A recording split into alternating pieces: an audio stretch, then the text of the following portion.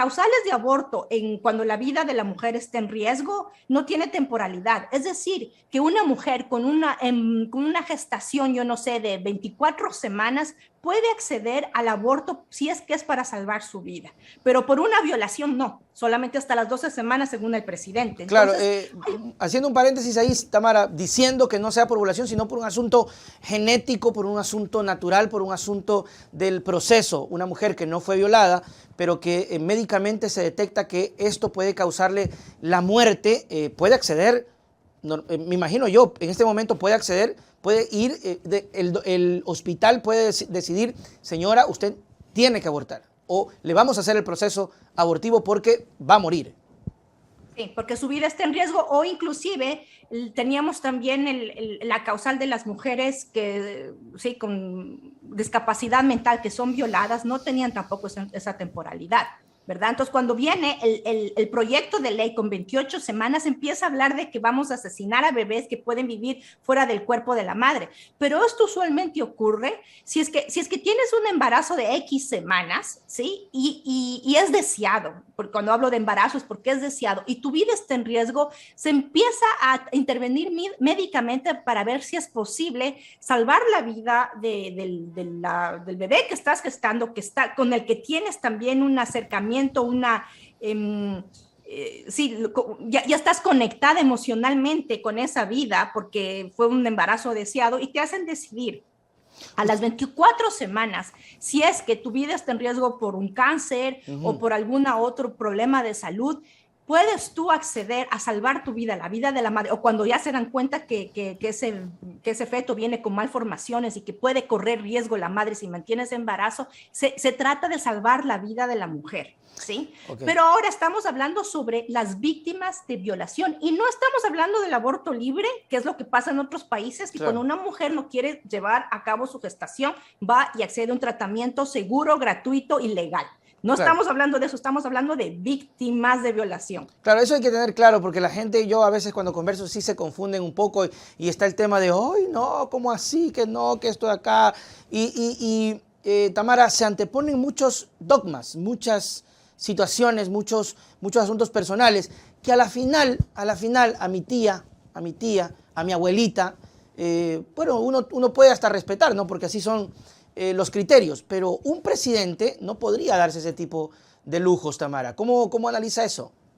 Es que eso es uno de los problemas que estamos enfrentando ahorita con este veto, porque el presidente lo dice literalmente: desde mis posiciones personales, desde mis creencias personales, veto en los siguientes, ¿sí? Y da los 68 textos que propone de cambio.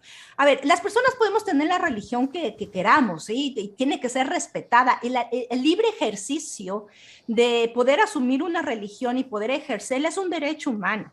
Lo que no puede hacer el presidente, y no pueden hacer las y los asambleístas, es, en el caso del presidente, colegislar, porque es colegislador, claro, y en el caso de las y los asambleístas, legislar o fiscalizar desde los dogmas personales y religiosos.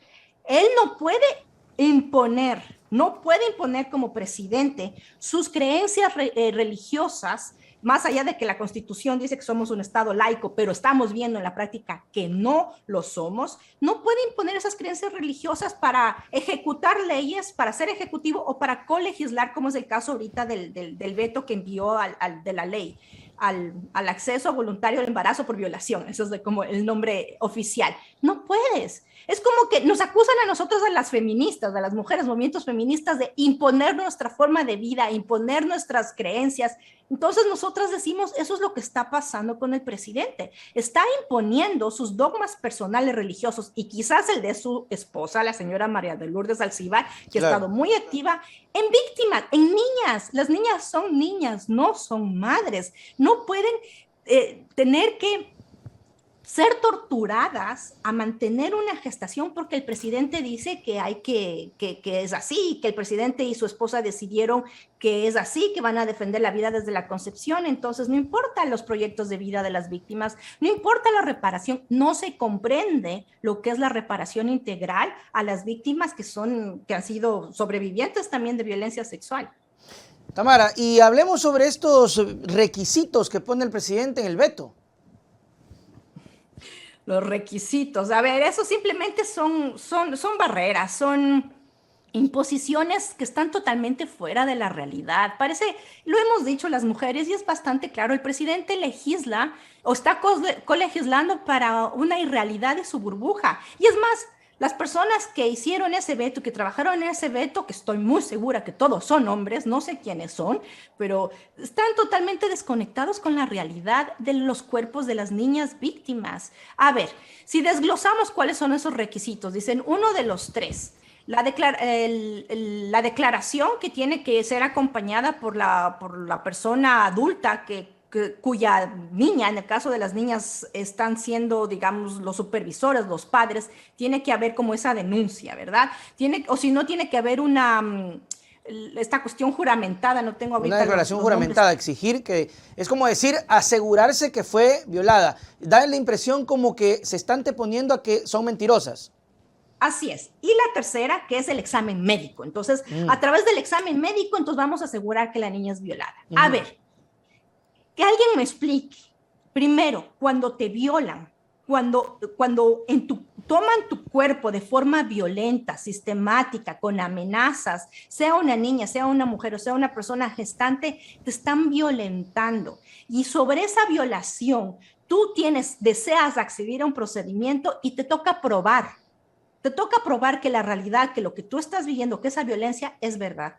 Porque el Estado te dice eso, porque el presidente no te cree, porque la asamblea no te cree, porque un legislador no te cree. ¿Tú crees que una víctima, Nelson, que es violada, va a mentir?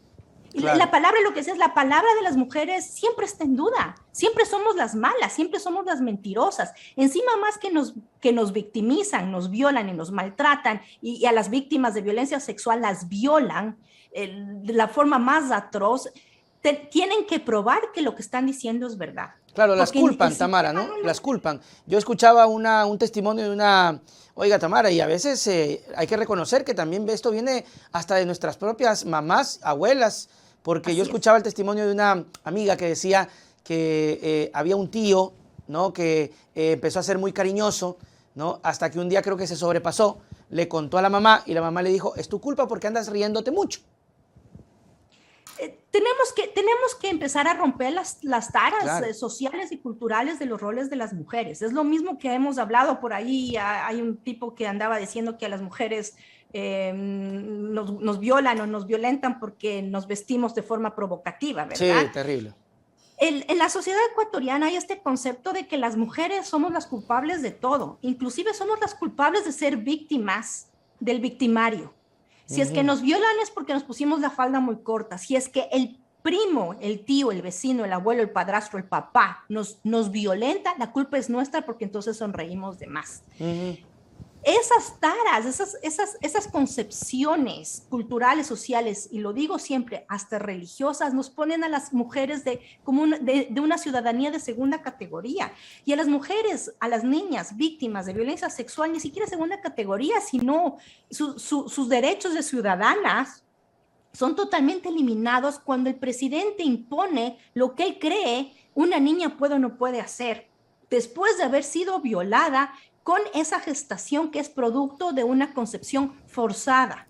Y claro, siempre va a ser nuestra culpa y siempre vamos a tener que asumir esa culpa porque somos mujeres. No por más ni no por menos, simplemente porque somos mujeres y nuestras vidas, nuestra palabra, nuestras experiencias no valen, no sirven y no son inclusive ni importantes en este caso, para el presidente y para alguna parte, no generalizo, pero alguna parte sí de la sociedad ecuatoriana que nos siguen viendo a nosotras las mujeres como ciudadanas de tercera, cuarta o quinta clase.